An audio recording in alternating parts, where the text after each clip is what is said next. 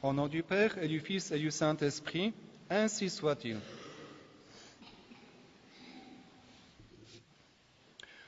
Quand on part en voiture pour un long voyage, il faut faire attention à la fatigue, car comme toute activité, conduire fatigue.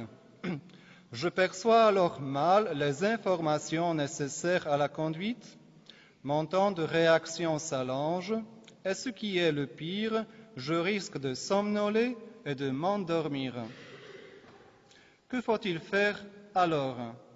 Continuer ainsi, coûte que coûte, égale au final à un accident. Je dois au plus tôt faire une bonne pause d'une vingtaine de minutes toutes les 2 heures, dit sagement le code de la route. De même, chers fidèles, nous sommes obligés de faire aujourd'hui, sur le chemin de Pâques, une étape où nous pourrions nous reposer un peu et où nous reprendrons courage pour le reste de la route. Et qu'est-ce que l'Église nous dit ce dimanche sur cette ère de repos? Laetare, réjouis-toi. Gaudete cum laetitia, tressaillez de joie. Ut exultetis, soyez dans l'allégresse. Voici les mots-clés que nous avons entendus au début de cette messe à l'introïte. Bien, vous dites, mon Père, joie, allégresse, réjouissance. Mais ce sont les mots que je ne trouve pas très souvent, ni dans l'Écriture sainte, ni dans la prédication de l'Église. Objecterait peut-être quelqu'un, un homme du monde. Malheur à vous, riches, car vous avez votre consolation. Malheur à vous qui riez maintenant, car vous serez dans le deuil et dans les larmes. N'est-ce pas la parole de Jésus-Christ? Et l'Église, docile à son maître, continue l'objectant, elle condamne les divertissements du monde, les discothèques, les boîtes de nuit, les cinémas, etc. Tous les endroits où on vit et on s'amuse. Cette même l'Église affiche une prédilection étrange pour ceux qui contristent. Elle prêche la justice impitoyable du Très-Haut envers le pécheur. Elle prêche les tourments de l'enfer pour les réprouver. Elle oblige à exterminer en soi l'homme de péché, à crucifier la chair avec ses convoitises par le jeûne, abstinence et toutes les pénitences corporelles et spirituelles. Le catholicisme, conclut notre accusateur, est une religion triste, d'une tristesse qui déprime la personnalité de l'homme, qui violente ses aspirations les plus légitimes vers le bonheur. Qu'est-ce que vous y répondriez, mon Père? Eh bien, mon Fils, avant de répondre, regardons ensemble, de plus près, les joies du monde que vous défendez si mordicus et où vous prétendez trouver tout votre bonheur. Un beau jour, un jeune homme aborde un de nos pères au bout du parking du couvent. J'ai fait toutes les expériences dans la vie. J'ai goûté à tous les plaisirs, affirme l'adolescent au père quelque peu interloqué. Maintenant, il me reste 2 solutions. Ou me suicider, ou me convertir. Vous devinez, chers fidèles, que ce père n'a pas fait partir, n'a pas fait échapper ces gros poissons. Envoyé à une retraite spirituelle, il s'y est converti et il a persévéré. L'une des solutions de notre jeune homme, c'était de se suicider, malgré l'abondance des plaisirs dans sa vie. Et pourquoi cette pensée? Parce que ces joies, peu importe qu'elles soient plus ou moins vulgaires, cherchées pour elles-mêmes, n'engendrent que la souffrance et le remords. Elle laisse après elle une impression de vide, de néant et de tristesse. De là, il ne reste qu'un pas pour attenter à sa vie. Un autre jeune homme qui n'arrivait pas à s'étourdir complètement parmi les fêtes mondaines s'écriait avec l'angoisse. « Mon Dieu, où donc avez-vous caché le bonheur sur cette terre ?» Et justement, c'est la religion catholique qui donne la réponse à cette angoissante question. Elle indique deux choses. Où se cachent les vraies joies et comment on peut les acquérir. Mais pourquoi la religion catholique, elle seule, peut-elle nous donner ces indications? Eh bien, comme affirme saint Augustin, la joie est la fille de la vérité. Or, le catholicisme est l'unique religion vraie, enseignée par Dieu lui-même aux hommes. Où donc trouver des joies véritables, sinon en Dieu seul? C'est lui qui possède la joie infiniment, tout comme il possède infiniment la puissance, la bonté et tous les autres attributs.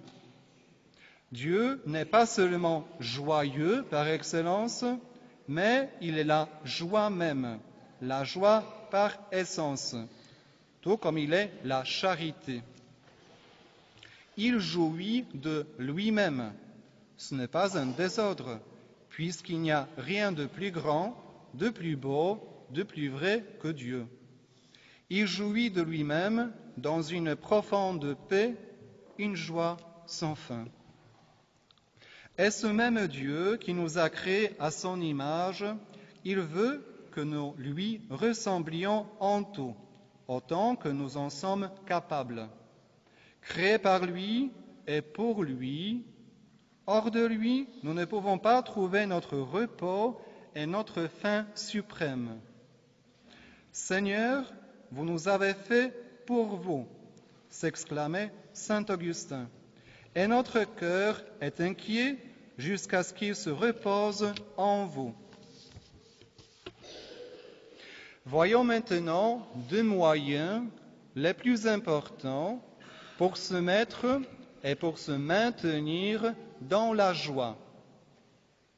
Le premier, sans lequel tous les autres seraient sans fruit, est d'être toujours dans la justice et de pratiquer constamment la vertu. Si vous voulez bannir la tristesse loin de vous et vivre toujours content, vivez comme vous devez, dit saint Bernard. Corrigez-vous de vos péchés.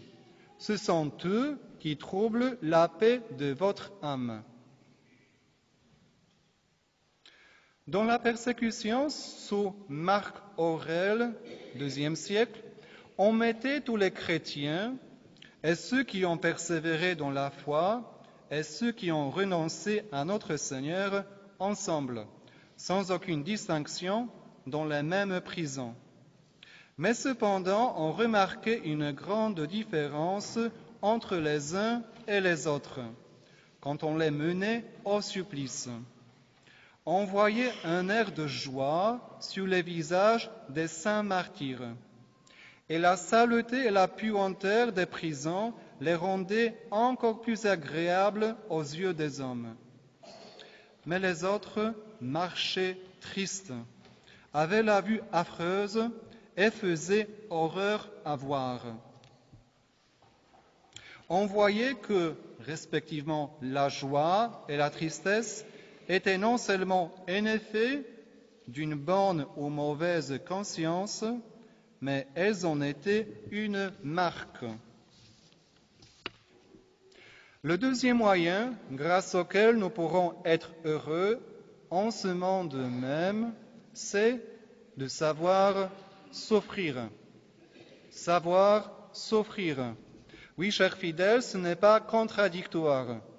Nous pourrons trouver la paix, la joie, en nous reposant entre les bras de la croix. et par conséquent dans les bras de Jésus et sur le cœur de Jésus. C'est par le bois de la croix que la joie est venue dans le monde entier. Ainsi nous chanterons le vendredi saint pendant l'adoration de la croix. Ce dimanche même nous fait un appel d'où vient la joie et que la joie vient de la croix. Il le fait en remplaçant la couleur violette des ornements par la couleur rose. Ce rose n'est pas seulement une couleur aimable à voir, c'est celle d'une fleur, d'accord, la plus belle et la plus odorante de toutes, mais qui pousse sur des épines. Et il n'y a point de rose sans épines.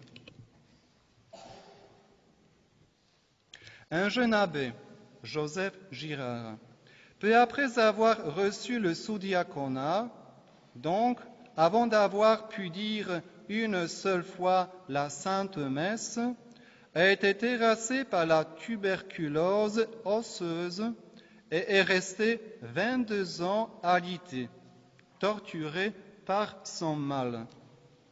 Et comme ce jeune sous-diacre ne pouvait pas guérir, il a eu la tentation de se suicider. Mais s'est résigné et enfin, il a trouvé la joie, et où? Dans son martyre, en offrant quotidiennement ses souffrances pour les âmes sacerdotales. Au début, il était peu disposé à l'immobilité et peu aimable quand il souffrait. Il brusquait la religieuse infirmière et sa famille. Peu à peu, il entend le sens de sa vocation. Sa prêtrise doit être un martyr. Sa première et unique messe, une messe de désir qui durera 22 ans. La maladie s'aggrave de plus en plus. Tous les os sont infectés. La hanche est ouverte. Le fémur est vidé sur 20 cm de longueur et le genou percé de part en part.